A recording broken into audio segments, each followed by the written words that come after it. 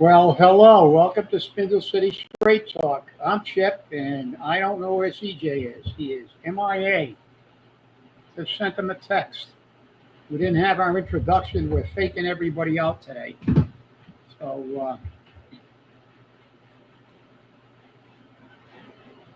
There he is. Already started the broadcast? I started it. I didn't want to. I didn't know where you were. It's only 5 o'clock right now. Well, this clock is not right because we were below. We had run the clock. It's not the same. It's only 5 o'clock right now. Well, here we go. Look, let's not argue over the time, okay? Let's just say it's Monday. Hello, welcome to Spindle City Straight Talk. I'm Chip. And I'm CJ. And it is Monday in the Rib. And we got a lot to talk about rather than the time, okay? Because Mr. Coogan is doing it again. Yes, he is. He was on the radio today, bullshitting his way through about that building that he signed an illegal lease for because he doesn't have the money appropriated. Now he's trying to say, well, now guess who he's got involved in it now? Ken Fiola. Fiola. Yep. So now everything they do, they use the Phantom Mayor, Fiola, because that's what he is. He is the Phantom Mayor. They send it over to his organization, the Redevelopment Authority. And by the way, just for the record, Kenny Fiola has been basically the only person in charge of redevelopment in Fall River for the last 40 years. And look at the shit house this city has become in 40 years. I want to see what he did. I remember 40 years ago when Heritage State Parks opened and he promised 500,000 tourists at the carousel. I don't think we've had 500,000 since the thing's been in existence. I mean, again, this is a phantom mayor. Coogan's trying to deflect away from everything except the fact that he signed the contract after the council said no. That's the issue. He doesn't have the right to do that. He can't alter the budget. They're going to try all these machinations, and it shows how absolutely corrupt and how oblivious he is. He doesn't think he can lose an election, because I'll get to your weekend flush now, since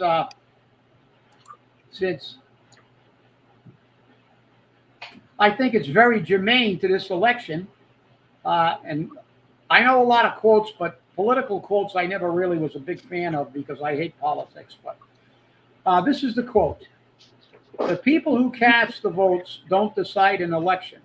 The people who count the votes do." Joseph Stalin.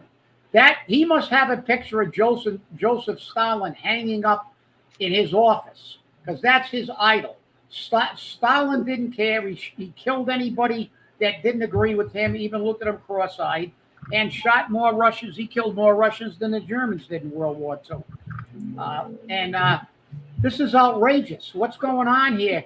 I mean, we've got such a corrupt cabal. Everything circles around. Everything gets shoved over to the redevelopment. Oh, they're a private entity. Oh, yeah. So that takes it out of my hands. Well, we got a city department that is going to use this building. The money that they're going to use was not in the budget. In order to pay for it, I don't care how many bends and twists and turns you get to cover the money with all your shell corporations. You didn't have the right to sign that contract. That's right. That's it. Go ahead, CJ. Well, he violated 30B, okay, which is nothing new for him. Yeah. He did it with the Atlantis Charter School. With the Atlantis Charter School, he wanted it for the school department for pre-K. That's the old school all the way up South Main Street. I forget what the hell the name of that is. Is that Townsend Hill? Yeah. You know something, Steve? That's a great comment. He is a court jester, and and a very good one because he's really, really, he's like the Three Stooges kind Yeah. of guy. Yeah. But he's like Three Stooges in one. But you know something? It's you say that's very, very true. But the other problem is Kenny Fiola can't exist without the city. That's We right. saw what happened when Jago cut Jazel him off. booted him out, That's right. and he was in bankruptcy. That's right. He was losing his ass. Now he gets back in with the city. They own the waterfront. He's going to buy all the land at 50% and sell it at 600%, and they're millionaires. I'd like to see their bank accounts. How many Swiss accounts they got? In all fairness, okay, as I was saying, this is nothing new. This is nothing new. So today, I was busy on the horn with the Inspector General, the House Committee on Ethics, and I was told that they had rendered a decision on the House bill to transfer the property to the Redevelopment Authority. I said, oh, so you consent to ingratiating Ken Fiola and, in essence, Carol Fiola with millions of dollars. Well, we were told that that will not happen. I said, that's bullshit. I said, Ken serves as the primary consultant for the Redevelopment Authority, and he acts as the real estate broker for the Redevelopment Authority. Therefore, he makes commissions on the property sales. This is what you call corruption.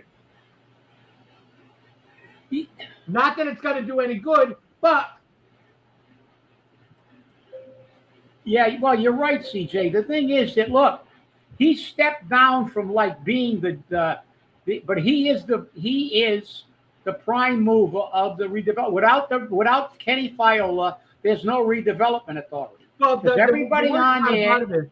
The worst part about it is Joe Marshall stepped off the Redevelopment Authority.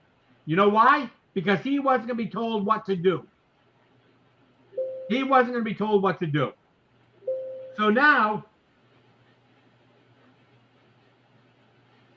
we're looking at a Redevelopment Authority that does everything Paul says to do.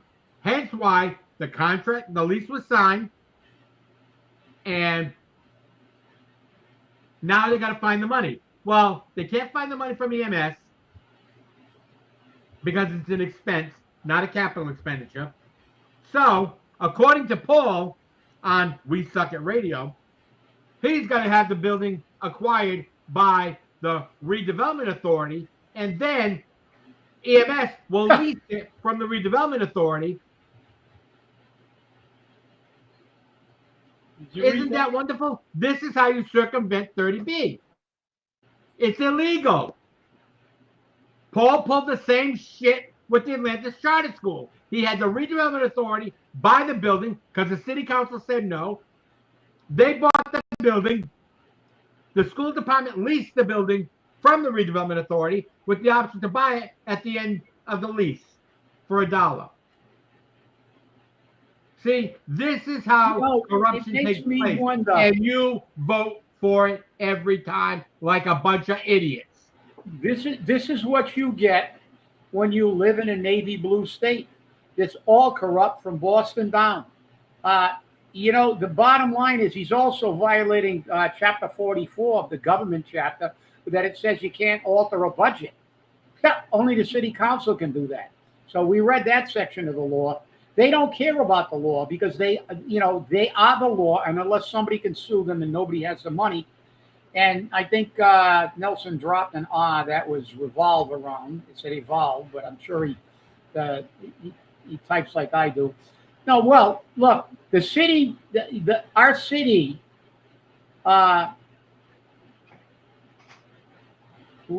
basically revolves around a cabal that's been running this city for decades and decades and decades. There's a few new players that have come in. They have a seat at the table, but the people that are at the head of the table have been around for decades. How much did it cost them for that seat? How much did it cost them for that seat?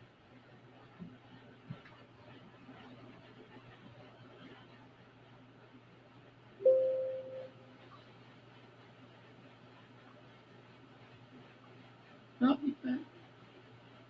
no, you're right. You're right, Jeff. That's why we have elections. And the problem is, as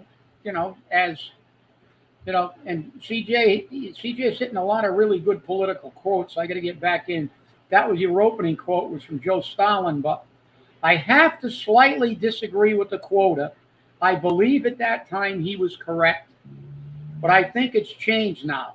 And this quote goes this way: democracy substitutes election by the incompetent many for appointment by the corrupt few. Well, George Bernard Shaw.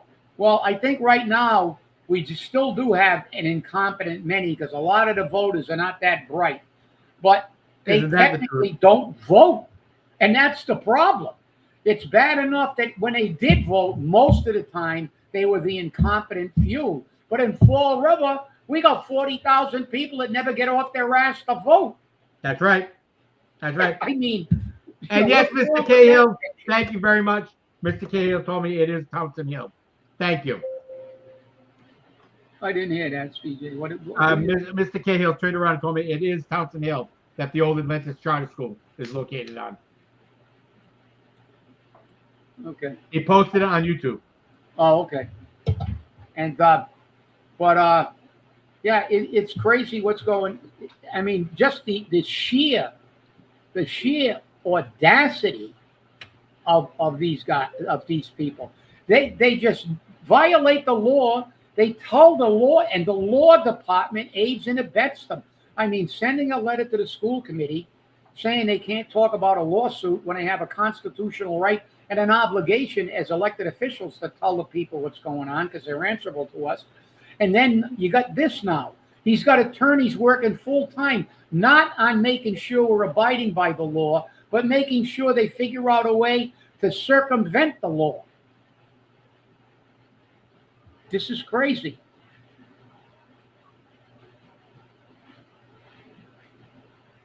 A meet and greet. Okay, Steve, I don't know which candidate that is, but... The meet and greet, I was going to bring that up. Christopher had a meet and greet scheduled for Doolin Apartments today, and he was a no-show.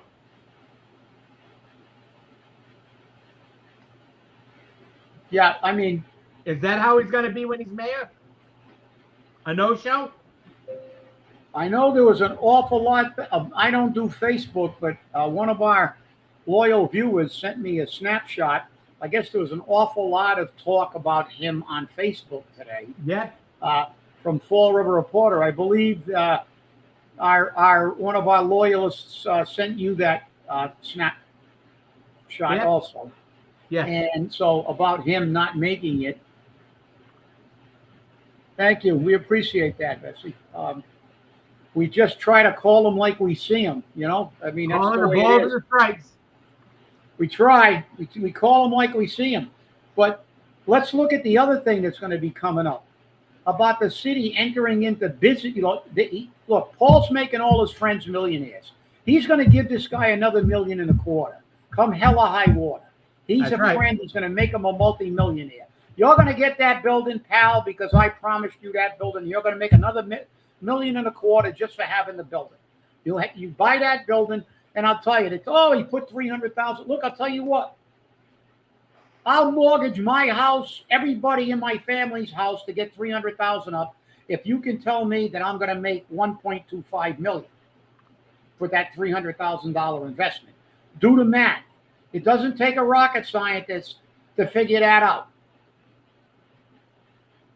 You know, and well, no, we're not going to get it because we don't get those kind of deals. Only the chosen few.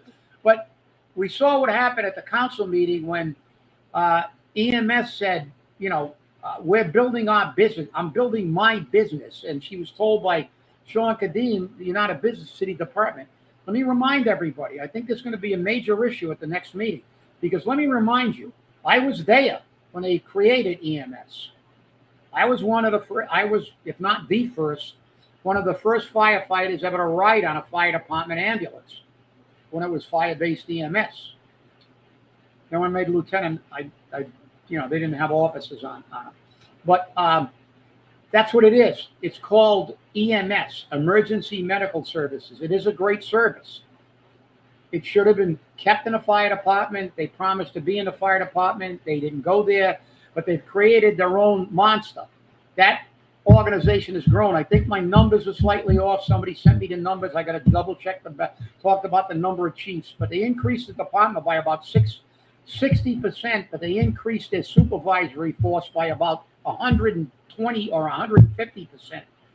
They're all going to be in a retirement system. They're all going to and they're always complaining. And what do? You had 60 people on, you had 5 supervisors, you put 40 more people on, now you got 15 supervisors. The math doesn't come close. Plus, what are they doing? They're doing transport. And CJ, you're a PhD in nursing. You're Dr. CJ. We can call you like Dr. Jill. We have Dr. CJ over there. Very, very familiar. Now, a non-life threatening transport is just that. It's a bus ride. It's a ride. Now, there are regulations in these hospitals that say, well, they're going to have somebody that knows a little bit about medical thing in case something happens on your way home. But they signed a contract to do transport. That's got nothing to do with an emergency. That department was created where if you have a heart attack or you fall down the stairs or one of your family falls down the stairs, you don't have to throw them in a car and try to get to the hospital and stand in line. You pick up the phone and Fall River provides you with emergency medical services. Getting a ride to the hospital because you signed a contract with a nonprofit is not within their job description. They shouldn't be doing it. There are private ambulance services. I've had to go look for ambulances when I was released from the hospital after surgery. So is CJ.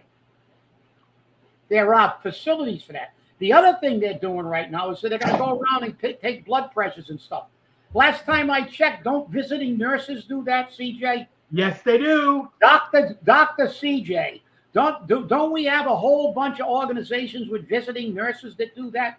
Yes, we do. So why are they doing this? To get more money. And when they get their money in an enterprise fund, it doesn't go to the taxpayers. It goes to them. It goes to increasing the size of their department, increasing their pays, and we get nothing from it. They're running a business now, not an EMS business, a private business, because those two operations are not part of emergency medicine. CJ knows. CJ worked. He triaged people. Right, CJ? You can expand on that. Yep, I understand it. I've been there. And you're right, Stevie. Christopher Sylvia has said that he will only answer questions after they've been reviewed by his attorney. Forgive me. I'm sorry. That's hilarious. How are you going to be mad? What are you going to do? Every time somebody asks you a question, you're going to hire a lawyer? Give me a break. Will you? Come on. You just bounced yourself right out of the election with that one, I think. Anybody that's going to vote for a guy that says, well, you can't answer, you got to ask my lawyer. Really? You know, there was an old saying, and I think my father taught it to me, so it's very, very, very, very old. It said, wasn't there an old rhyme? Give me some apples, I'll bake you a pie. Give me something else, and I'll tell you, and I won't tell you lies or something like that. But I found that it's old. But ask my lawyer. You're running for public office. Listen, the first thing a politician learns how to do, unfortunately, for the most part, most of them don't tell the truth. Well, you can ask a good politician a question, and he'll give you an hour answer, a 1 hour answer, and never answer the question. That's what a good politician can do. They'll dance around. They'll go 17 different directions. They'll talk about the typhoon in Japan. They'll talk about everything. They'll circle back to this and that. And then but when you get done, they'll walk away and you said, shit, they never answered the question. So I think you've already, unfortunately, kind of put yourself out of the race because nobody should vote for somebody that can't at least bullshit his way. Look, we got Coogan. Coogan can't basically string a sentence together. Even his quote unquote live interview wasn't live. That's always going to be suspect. I'm sorry. I read some of those Facebook posts, and well, we ask tough questions. Well, that's a matter of opinion, so you can't argue that's opinion. I think you teed up a lot of softballs, but the fact is, whenever you tape something and you show it on tape, there's always that in the back of people's mind. Was this edited? Remember what they did with Kamala? Then after she got beat, they admitted they edited the interview. Why didn't you just reschedule the interview and let Paul do what you said? At least I read that both of those other candidates participated in live interviews and answered the questions. Carlos Caesar and Boomerang Amaral both showed up, went live, answered the questions. Why can't the mayor of Fall River do it? I'll tell you why. If you ask them tough questions, did you ask them why the budget's doubled? I can tell you one of the reasons. Just look at EMS. They're hiring all kinds of people to do non-EMS work and paying them big money. And he hired a whole bunch of other people. He hired 4 people to do the job of 1 supervisor. Every reorganization he made, he hired people. We can show you in the budget where the money's going. What did we get? What did the taxpayers get for that? Higher tax bills. So you're right, Fatima. That whole interview was a softball interview. Yeah. And that's probably all Coogan could answer was softball questions. Otherwise, he'd be going,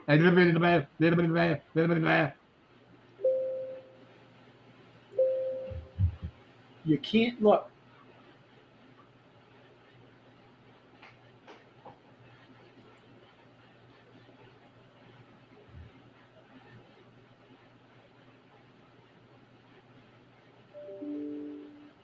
Yep, I remember that. When Paul was standing in the middle of Plymouth Avenue, I think it was, screaming, "Go back to Cumberland! Get out of here! Go back to Cumberland!" Yeah. Oh yeah,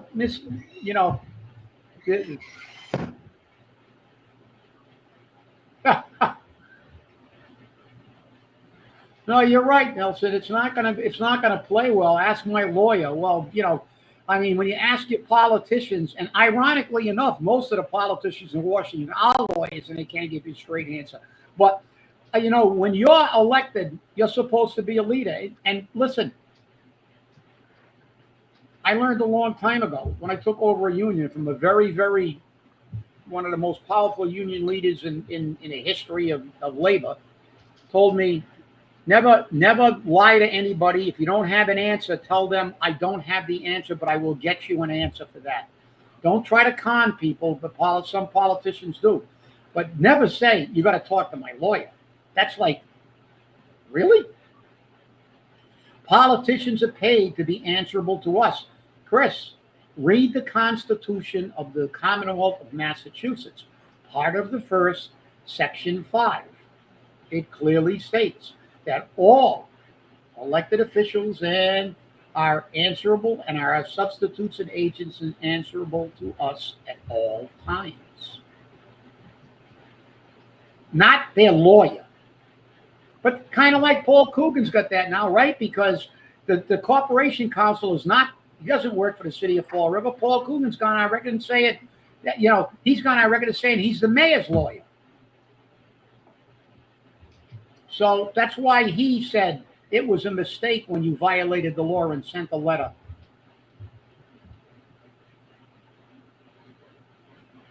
Yeah. Yeah. Listen, this last thing is so obvious. Look, King, saying Fiola's a phantom mayor. He's actually like the king. He's like a king. He runs everything now. And ironically enough, Jazel exposed him. When he dumped him, He didn't have a functional business. I can kind of venture a guess. If I was going to hire him as somebody that was going to run my redevelopment organization, I looked at Fall River and said, "You've been doing this for 30 years. This city's a shithole. It's 100 times worse than it was 30 years ago. What have you done? I'm going to go hire somebody else." And as soon as he had to be on his own without the government siphoning work over to him, he can't make a dime. Right. And Stevie, former reporter may have wanted to ask some serious questions, but they didn't. Because Mike Sylvia was on the shit list with the mayor and the police department. And all of a sudden now he's on his friend list. They're friendly with each other. So Mike Sylvia can still get his PSAs, public information, and all of that because the police department wasn't providing it to him. Nor was the mayor's office. Now all of a sudden he doesn't have a problem getting it. Or it appears that way. So maybe he was protecting his business. I don't know. But all I do know is I don't trust the interview. I would never trust the debate. I won't be at the debate. I doubt a lot of other people are going to be there because now he's saying he's going to provide food. Spindle City Straight Talk, doing the people's debate, never provided food except to the judges and even the staff. The TV crew, the sound crew, they all got fed. We fed them. But nobody else did. And our best debate to date, which we told we'll never be able to do again, well, we won't be able to because the gentleman has passed away, was the Bill Rapley interview. Bill Rapley debate. Remember that debate? That was a classic. That's a classic, definitely. But I want to know, I know this is a pseudonym and you're not supposed to, but I don't know, you know, all these nicknames they got. I don't know who the pizza prince will come to Captain Croissant, but we do know that Laurie is correct, that we'll block you if you say something he doesn't like. But maybe, Laurie, if you talk to his lawyer first, he'll give you the honor of being on his page again. I don't Maybe. know. But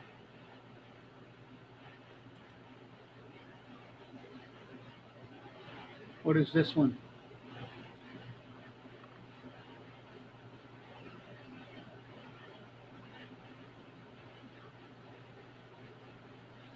You're going to do a live. Yeah. Well, you know, the problem is that, like, he's got 6 years of doing nothing. And I don't know how many years it's going to take to run in this city. And I mean, we're really in a hole now. Because look at this guy. He's doubled the budget. Imagine what he'll do in his fourth term when he knows that we'll be in receivership and he's going to just bail out at the end of his fourth term. I don't know what it's going to take to get the people to go. I don't know how much more. You know, I know the city can't take much more. The city's staying afloat like the little Dutch boy with their finger in the dikes and moving money around. They can't account for money. They can't account for anything. There's no accountability. There's no ethics. There's nothing. It's just a circus over there. They just do whatever. School committee is passed away a couple of years ago. Yeah, he did. He was a funny guy. That was our best debate. Man, it was like it almost came to fisticuffs a few times. Actually, there was a fight. Oh, that's right, there was, yeah. But it didn't last long.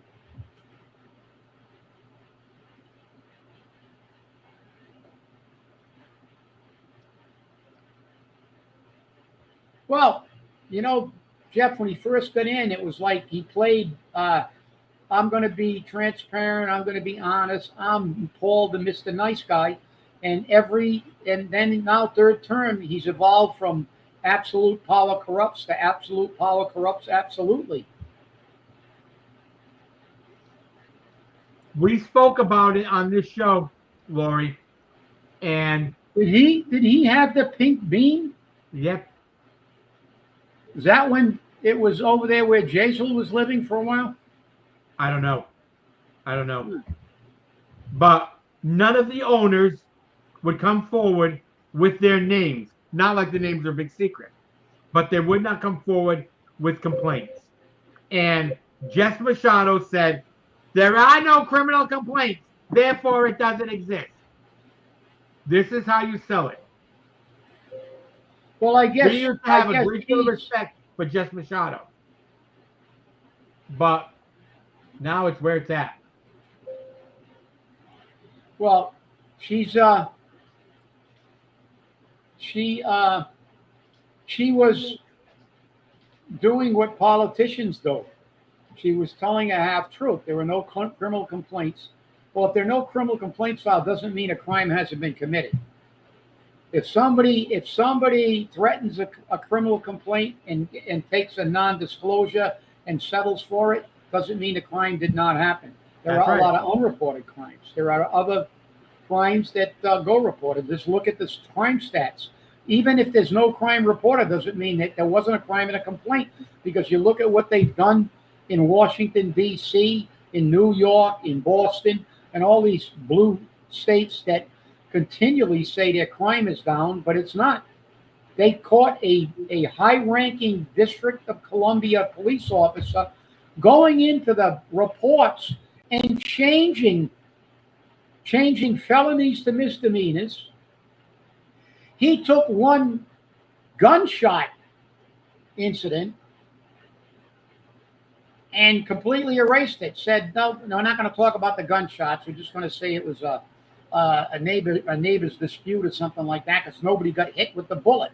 They did that in New York too. Remember when New York said, unless somebody gets hit, we're not going to consider it a gun issue? That's right. And you can't trust them, because you know the old saying, figures don't lie, but liars can figure. And that's the key. That's the key. And but we talk about it, you guys are on, but it's up to the people to get out the vote. You got to get all your friends. I know you guys. Okay, I've got an emergency announcement. A fire alarm has sounded at the Laterno Elementary School.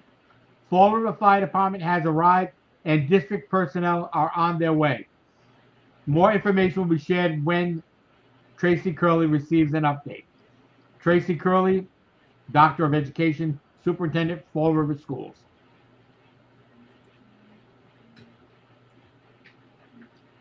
So there it is.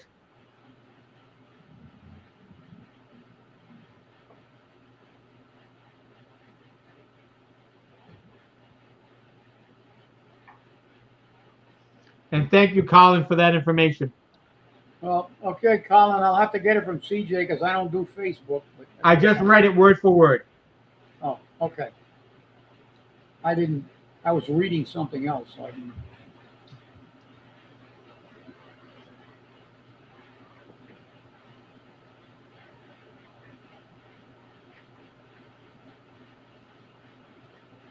But there's only one cure. You hate to say it, but you gotta get your friends off their butts and make them go to the polls.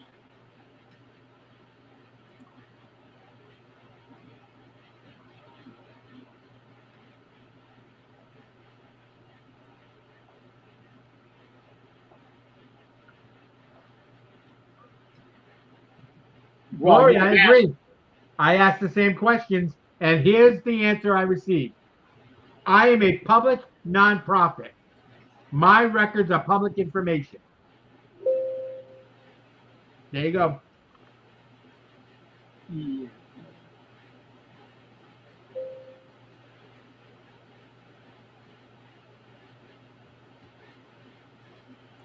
Well, Fred, No, you're right. it's either going to be that, like they do in Chicago, but we've got to change the charter. CJ and I have been advocating to have no mayor in this city. That's right. To have a city manager who's solely responsible for how our money is spent. The mayor is a ceremonial position. They get to cut ribbons and they get a little stipend. They're part of the council, and you have somebody that's accountable to the people. He's not elected. He's he's appointed and we can get rid of him if he's not doing a job without going through a recall. And I know that when I read that, they talked about 2 recalls. That second recall wasn't really a recall. No, it wasn't. That wasn't really a recall. You're recalling a guy under indictment, and they got signatures. We had to work our ass off to get the signatures for our recall. And we recalled a man that had been elected by 75% of the vote into his 3rd term and got him unelected by 70% of the vote against him. That Jazel was under indictment. They got the signatures, but they still couldn't beat him. So it was a failed. There have been a million failed recalls. There's only been one. We were the first one in Massachusetts to be successful. And we ran against a guy that was tough to get out. 3rd term incumbent, elected by 70%, 75% of the vote, and had a whole big war chest of money, and we didn't have 2 nickels to rub together. So, that's ceremonial.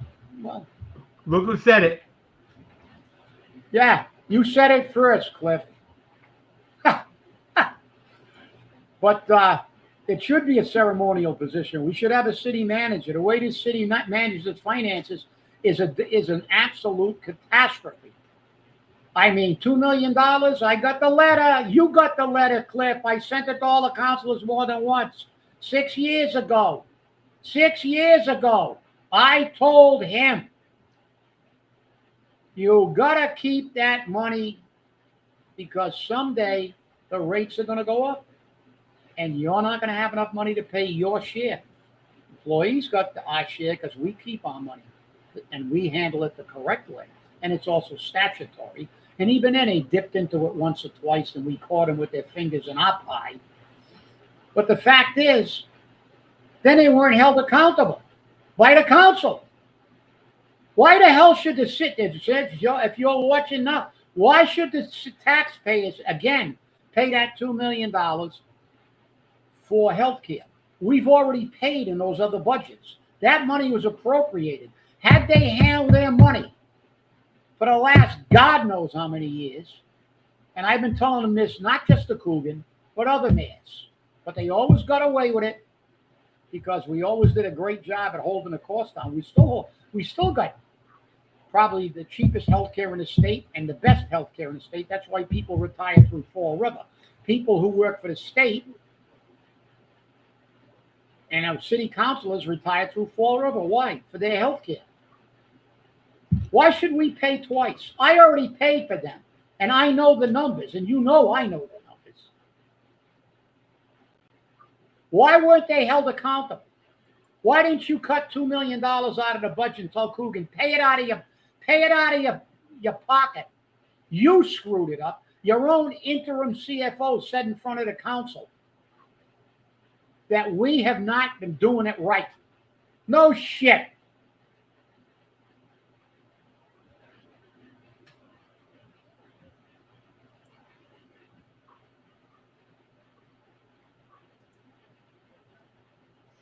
Why, they don't have home fries down there anymore? I don't think Stevie B lives around Fall River anymore. I don't know. I thought they had home fries.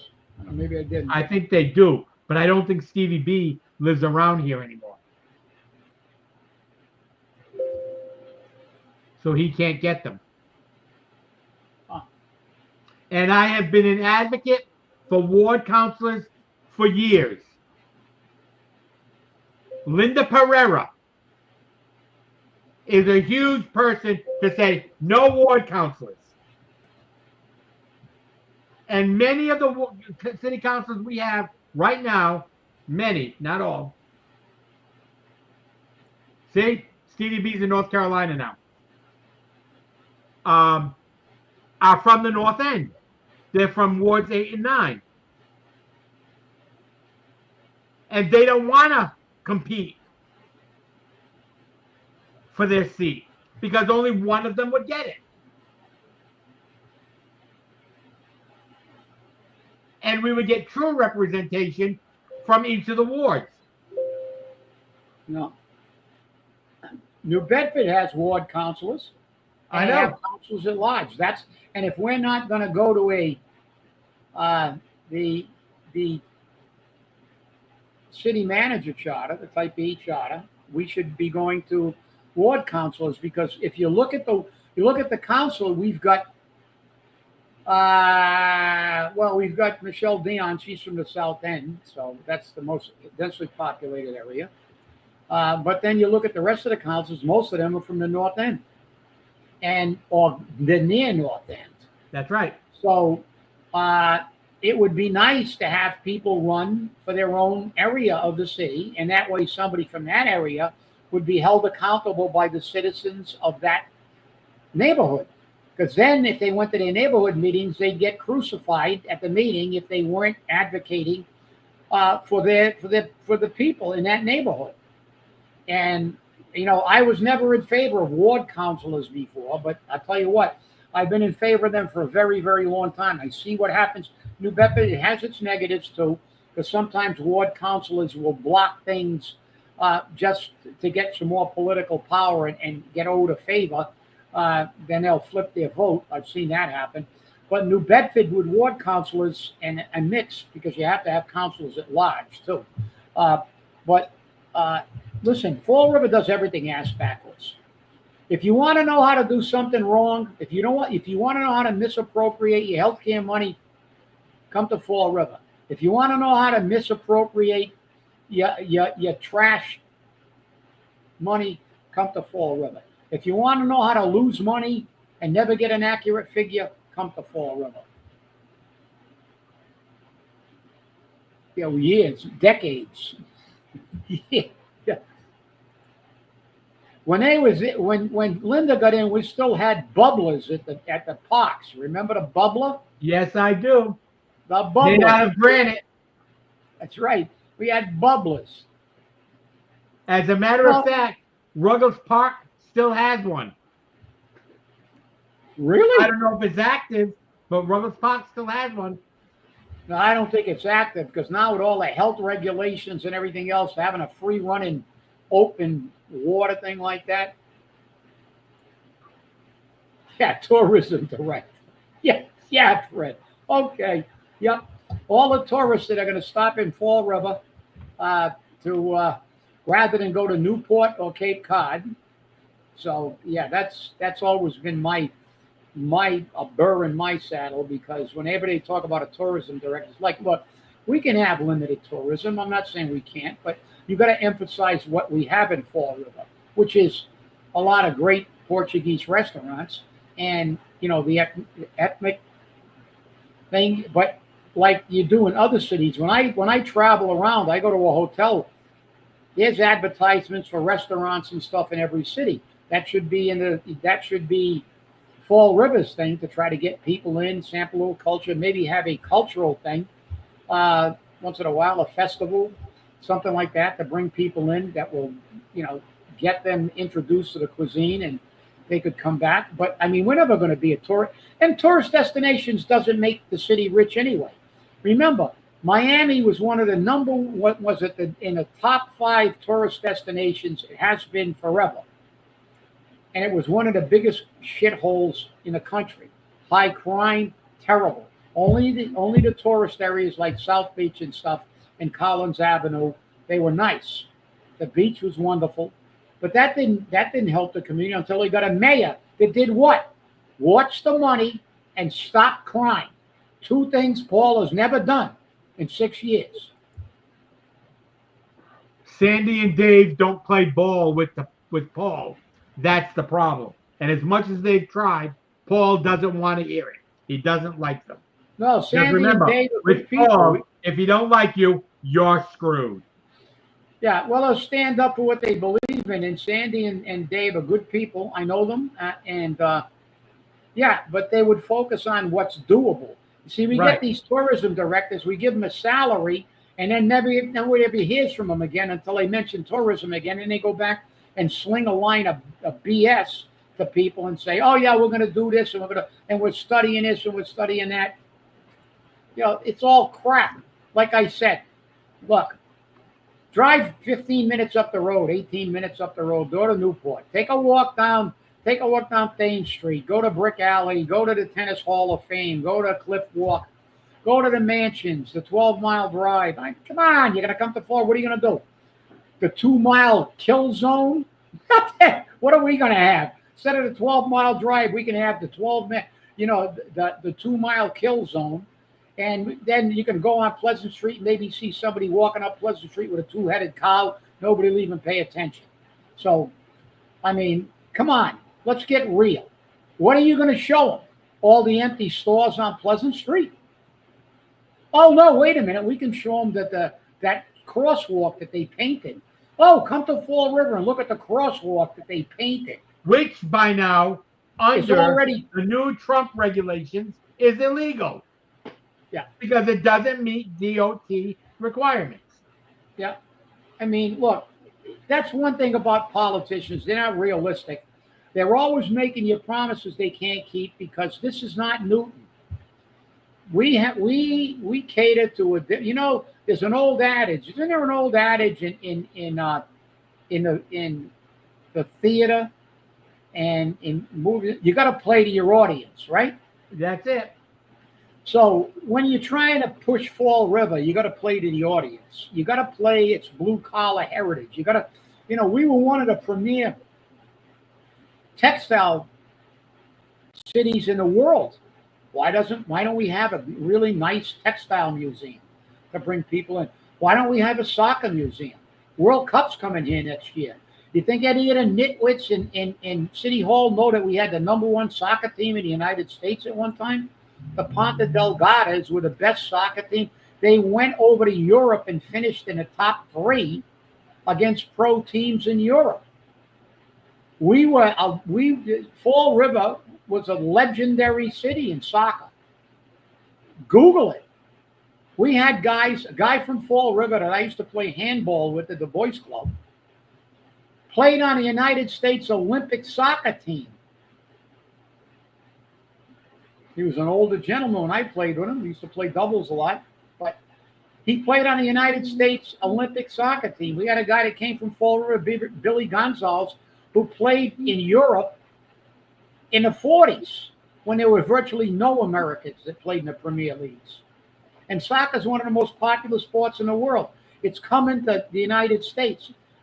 Soccer moms. There's soccer leagues all over the place. You think these morons would create a soccer museum? We had a soccer stadium behind a police station, and they let it go to shit. And now you can't access it. Yeah. So this is why Fall River doesn't go there. And I've given that idea to some mayors. And you know what they do with it? Nothing.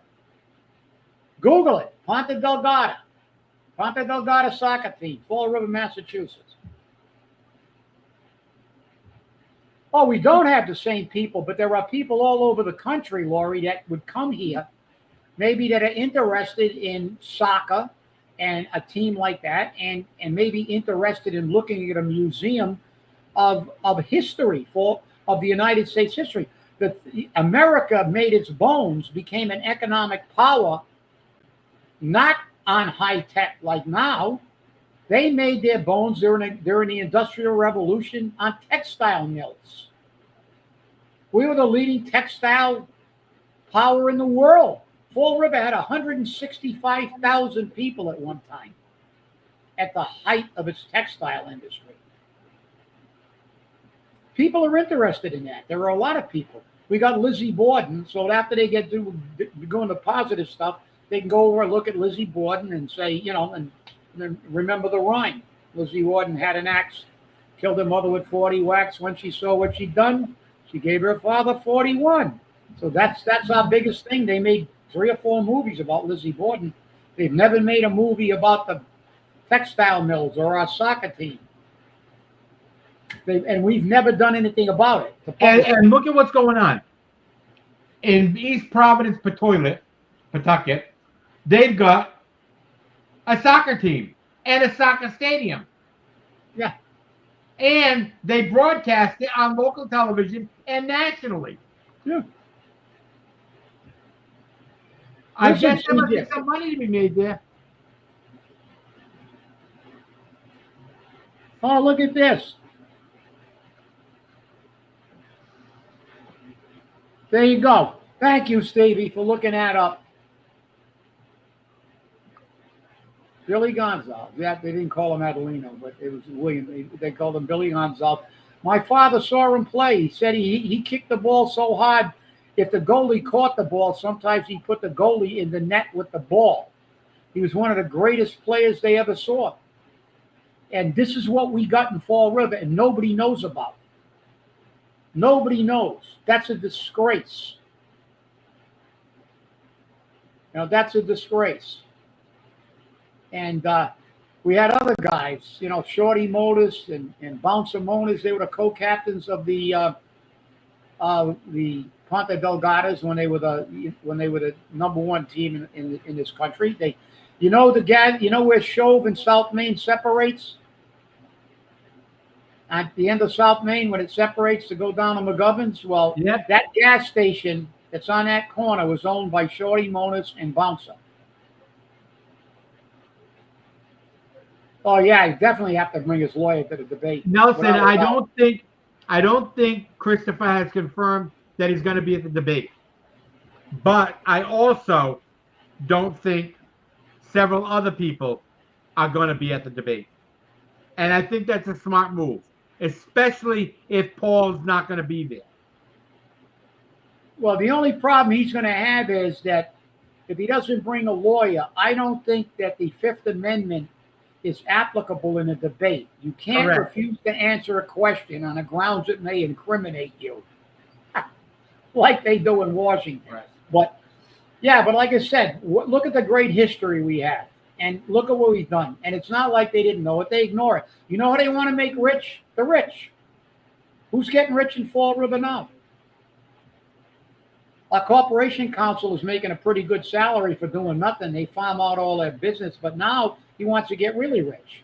Well, if Paul can give the restaurateur, give him a couple of $1 million for buying a building, I'm going to get into the market rate housing. So, who floated the mortgage? Now you're going to be a developer. Sounds like a lot of corruption to me. Sounds like where's the FBI looking into the corruption now? Agreed. Well, before we go off, No Jab FJB asked what building. I didn't respond when you posted it because I was kind of lost. I didn't know if you were talking about the building on Townsend Hill, which is the old Atlantic Charter School, or if we're talking about the building that Paul signed the illegal lease for, that's owned by Scott Lopes, the owner of Scotty's Pub, a friend of Paul, for EMS. So those are the buildings we're talking about. I want to thank you all for watching, and remember, stay safe, stay angry, and hold your politicians accountable. We'll see you on Wednesday. Have a great day.